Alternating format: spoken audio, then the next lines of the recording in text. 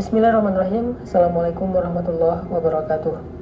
Teman-teman sekalian, Allah Subhanahu wa taala berfirman di dalam surat Al-Fajr, "Ya ayyatuhan nafsul mutmainnah, irji'i ila rabbiki radiyatan mardiyah." Wahai jiwa yang tenang, kembalilah engkau kepada Rabbmu dalam keadaan ridho dan dalam keadaan diridhoi. Hari ini kita akan bahas tentang masalah belajar ridho.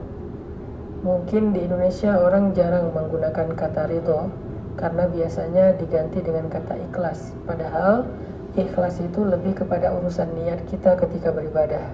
Cuman kita kan sering bilang kalau misalnya ada yang dapat musibah, ikhlasin aja, yang ikhlas. Padahal di situ bukan bab ikhlas. Kalau ibadah ya ikhlas, tapi kalau babnya ketentuan Allah dalam hidup kita atau takdir, maka yang lebih tepat istilahnya adalah ridho. Jadi kalau misalnya kita dapetin seseorang sedang dapat musibah, nasihat kita adalah ini adalah ketentuan Allah, mudah-mudahan ada kebaikan di dalamnya. Nah itu kalimat ridho tuh, mudah-mudahan ada kebaikan di dalamnya. Kalau bahasa lainnya mudah-mudahan ada hikmah. Nah hari ini kita pengen belajar tentang ridho. Apa aja sih bentuk-bentuk ridho? Seberapa pentingnya ridho dalam kehidupan kita? Teman-teman yang dirahmati Allah, orang yang paling beruntung di akhir hayatnya adalah orang yang ridho. Makanya Allah berfirman di surat Al-Fajr tadi, panggilan kepada orang yang ridho. Ketika dicabut ruhnya, ketika dicabut nyawanya, Allah memanggil mereka dengan panggilan jiwa yang tenang. Padahal kita tahu sakaratul maut itu adalah keadaan yang paling sulit, sampai Allah menggambarkannya di surat Al-Qiyamah, kalla idza balagatit taraqi wa qila man raq wa dhanna annahu al-firaq wal taffatis saqu bis-saq. Itu gambaran tentang keadaan orang ketika sakaratul maut, ketika ruhnya tersedak sampai ke tenggorokan. Tiba-tiba ditanya siapa yang bisa menyembuhkan kamu hari ini. Dia langsung menyadari udah gak ada lagi yang bisa menyembuhkan dia, dan dia mulai ngerti wa dhanna annahu al-firaq, itulah waktu perpisahan. Dia hanya bisa menatap wajah keluarganya yang dia sayangi, dia cintai untuk terakhir kalinya, dan setelah itu dia akan meninggalkan mereka semuanya. Wal tafatis saqu bis-saq, tiba-tiba betisnya jadi bertaut menahan rasa sakit yang luar biasa. Dalam kondisi seperti itu, ternyata ada orang yang sangat beruntung. Siapa mereka? Orang yang Allah panggil dengan kalimat ya ayyatuhan nafsul mutmainnah. Mau meninggal, nyawanya sudah berada di tenggorokan, taubat udah gak diterima, dia harus berpisah dengan semua yang dia cintai di dunia, harta, keluarga, dan seterusnya. Tapi dia termasuk orang yang bisa tenang menyambut kematian. Mutmainnah, hatinya tenang, wajahnya berseri-seri. Siapa mereka? Mereka adalah orang yang radiyatan, orang yang ridho, orang yang selalu menerima ketentuan Allah selama hidupnya. Itu pentingnya sifat ridho. Terus lawannya ridho itu apa? Lawannya ridho itu adalah kufur. Dia protes gitu dengan ketentuan Allah. Ya Allah, kenapa saya yang diginiin? Ya Allah, apa maumu? Ya Allah, engkau tidak adil. Itu kalimat-kalimat orang yang kufur dan tidak ridho dengan ketentuan Allah Subhanahu wa ta'ala. Memang ada yang kufur nikmat, tapi kalau ini bukan kufur nikmat, kufur takdir, kufur terhadap ketentuan Allah. Sehingga kalau dia menghabiskan usianya dengan protes, mempertanyakan ketentuan Allah, keputusan Allah, kehendak Allah, kenapa saya kayak gini, kenapa pasangan saya kayak gitu, kenapa hidup saya kayak gini, maka ketika akhir hayatnya dia menjadi orang yang paling gelisah dan menjadi orang yang paling tersiksa saat sakaratul maut. Tidak tumaninah, tidak ya ayyatuhan nafsul mutmainnah. Jadi salah satu di antara keistimewaan ridho itu adalah melahirkan tumaninatul qalb, rasa tenang di hati kita. Kalau kita ridho dengan semua ketentuan Allah, hati kita itu akan merasa tenang dan bahagia. Gak ada hal yang mengusik perasaan kita atau membuat kita merasa gak nyaman. Kenapa? Tumaninah, tenang, kita terima dengan semua ketentuan Allah. Lalu gimana caranya biar kita bisa tumaninah, biar kita bisa tenang, bisa bahagia dengan ridho ini?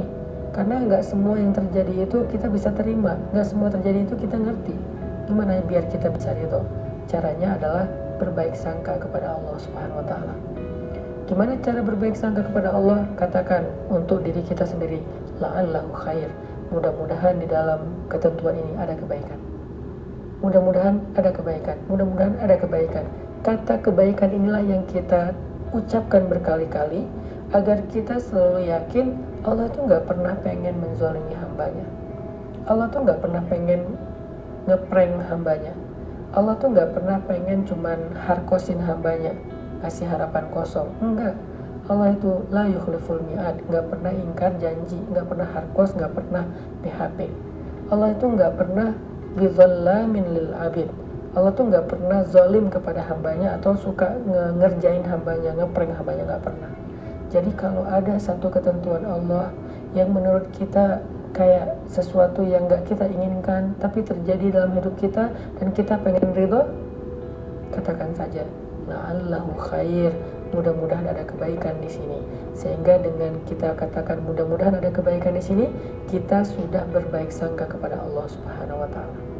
Dan Allah persis seperti apa yang kita persangkakan.